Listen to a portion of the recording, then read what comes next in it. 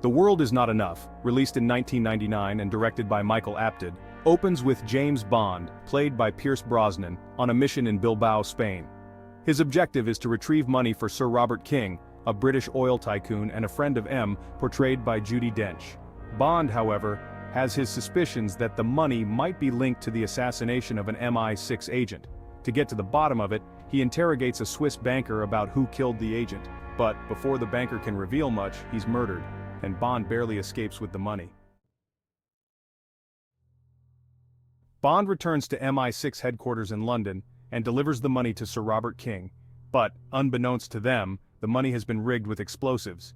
As soon as King touches it, the bomb goes off, tragically killing him.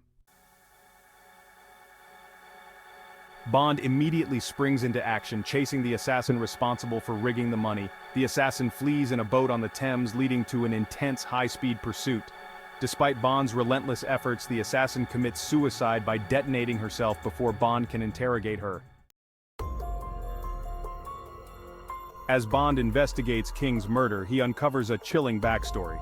King's daughter Electra, played by Sophie Marceau, had been kidnapped several years earlier by a terrorist named Renard, portrayed by Robert Carlyle. Renard had survived an assassination attempt by MI6, but the bullet lodged in his brain is slowly killing his nerve endings, rendering him immune to pain.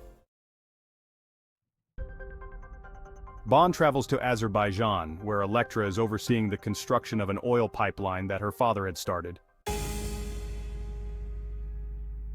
As Bond spends time with Electra, he begins to suspect that something is amiss with her story, though he cannot pinpoint what.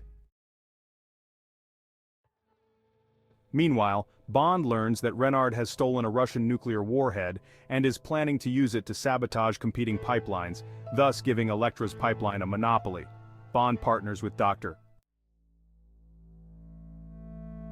Christmas Jones, a nuclear physicist, joins the mission to prevent Renard from detonating the warhead.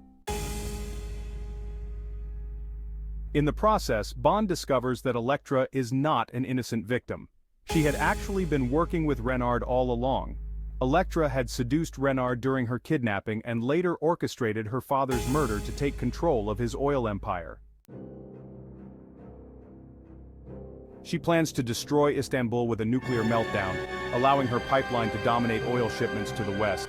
Electra captures Bond and M, revealing her full plan.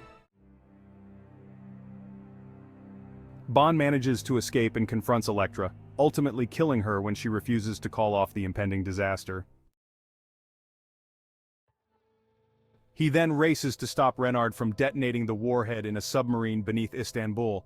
In a final showdown aboard the submarine, Bond kills Renard and prevents the nuclear catastrophe just in time. The movie ends with Bond and Dr. Christmas Jones celebrating their victory in traditional Bond fashion, as MI6 continues its covert work behind the scenes.